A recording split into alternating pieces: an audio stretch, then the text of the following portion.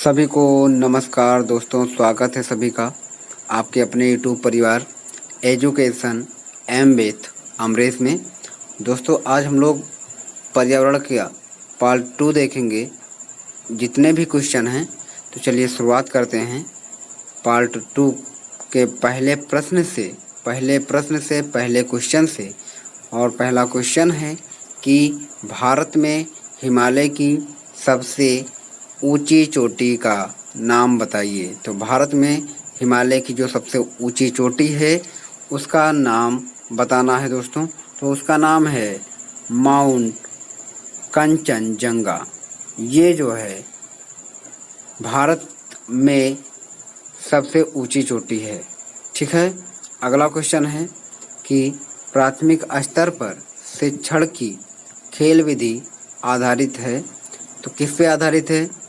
तो आधारित है विकास के मनोवैज्ञानिक सिद्धांत पर। अगला क्वेश्चन है कि वायुमंडल की सबसे निचली परत का क्या नाम है। तो वायुमंडल की जो सबसे निचली परत है उसका क्या नाम है? क्षोभ मंडल। अगला क्वेश्चन है कि विटामिन सी की कमी से होने वाली बीमारी कौन सी है। तो विटामिन सी से जो है स्कैर्बी नामक बीमारी होती है। ऑप्शन नंबर ए सही हो जाएगा। अगला क्वेश्चन है कि भारत की प्रथम महिला आईपीएस अफसर कौन बनी। तो भारत की जो प्रथम महिला आईपीएस बनी वो बनी है किरण बेदी। अगला क्वेश्चन कि असम का प्रसिद्ध एक सींग वाला गैंडा वन्यजीव अभयारण्य कौन सा है। तो वन्यजीव अभयारण्य जो एक सींग वाले गैंडे का है वो है काजीरंगा। अगला क्वेश्चन है कि निम्नलिखित में से कौन सा आग्नेय चट्टान का उदाहरण है। तो आग्नेय चट्टान का जो उदाहरण है वो है बेसाल्ट। ऑप्शन नंबर ए सही हो जाएगा। चलिए दोस्तों, अगले क्वेश्चन को देखते हैं कि पृथ्वी के वातावरण की किस सतह में ओजोन परत पाई जाती है। तो किस सतह में ओजोन परत पाई जाती है? तो वो पाई जाती है ऑप्शन नंबर बी के साथ सभी जाएंगे। और ऑप्शन नंबर बी यानी कि स्ट्रेटोस्फीयर ये हो जाएगा सही जवाब। अगला है कि सिख धर्म के संस्थापक निम्नलिखित में से कौन हैं। तो सिख धर्म के जो संस्थापक हैं वो हैं Guru Nanak Dev. Option number D सही जवाब हो जाएगा। चलिए अगले क्वेश्चन को देखते हैं कि भूकंप की तीव्रता नापने का यंत्र कौन सा है। तो भूकंप किससे मापते हैं? भूकंप जो मापा जाता है वो मापा जाता है सिस्मोग्राफ से। अगला क्वेश्चन कि कौन सा प्रथम साहित्यिक स्रोत है। जो प्रथम वेद है वो कौन सा है? यानी कि ऑप्शन नंबर ए ऋग्वेद प्रथम वेद माना गया है। अगला क्वेश्चन है कि वायुमंडल में 99% भाग पर किन दो गैसों का विस्तार है। तो ऑक्सीजन और नाइट्रोजन का विस्तार है। 99% पर क्या पाई जाता है? कौन सी गैस पाई जाती है? वो पाई जाती है ऑक्सीजन और नाइट्रोजन। अगला क्वेश्चन है कि पर्यावरणीय अध्ययन में शैक्षणिक भ्रमण का मूल उद्देश्य क्या है? तो मूल उद्देश्य है छात्रों के लिए प्रत्यक्ष अनुभव। Option number B is right answer. अगला क्वेश्चन है कि कार्यकीय रूप से सूक्ष्म मिट्टी की क्या विशेषता है, इसे कैसे पहचानेंगे। तो इसे पहचानने के लिए क्या होगी कि मिट्टी में लवण सांद्रता क्या होगी की मात्रा अधिक हो जाएगी। ऑप्शन नंबर सी सही जवाब हो जाएगा।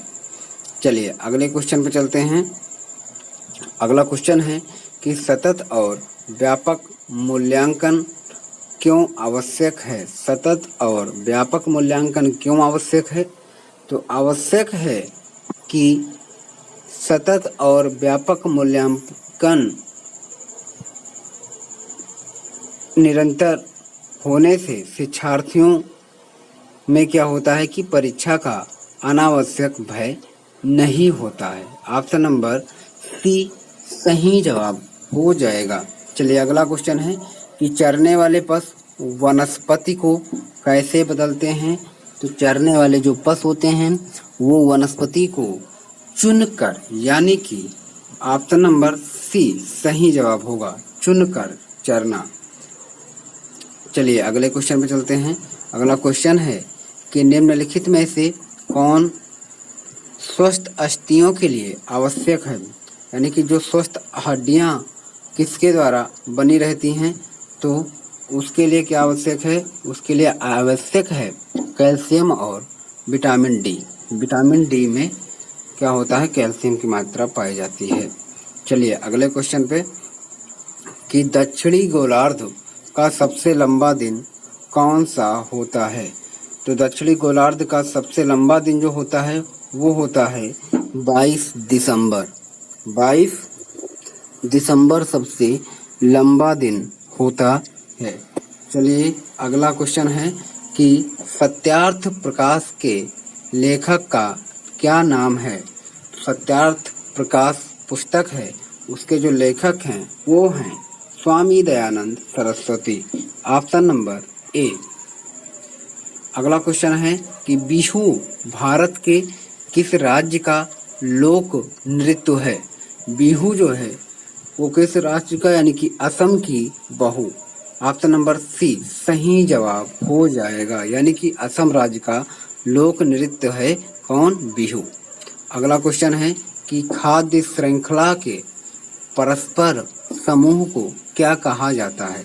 जो खाद्य श्रृंखला होती है वो जो परस्पर समूह होता है उसे क्या कहते हैं? तो उसे कहा जाता है बायोमास का पिरामिड। बायोमास का पिरामिड, ठीक है। सॉरी, वो होता है खाद्य जाल होता है। वो क्या होता है?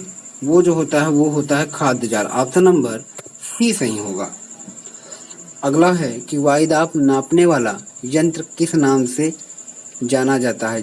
वायुदाब मापने वाले यंत्र को किस नाम से जानते हैं? तो ऑप्शन आपका सही हो जाएगा ए, यानी कि बैरोमीटर। बैरोमीटर। चलिए दोस्तों अगले क्वेश्चन पे चलते हैं। अगला क्वेश्चन है कि बीटी कपास क्या है?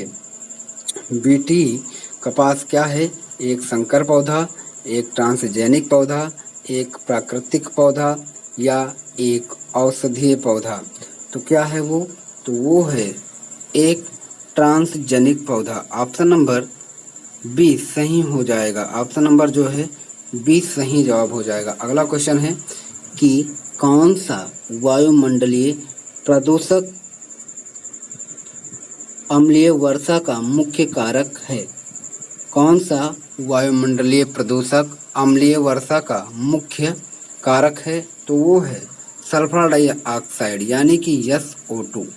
SO2। अगला क्वेश्चन है कि निम्नलिखित में से कौन सा सर्वाधिक उत्पादक पारिस्थितिकी तंत्र है?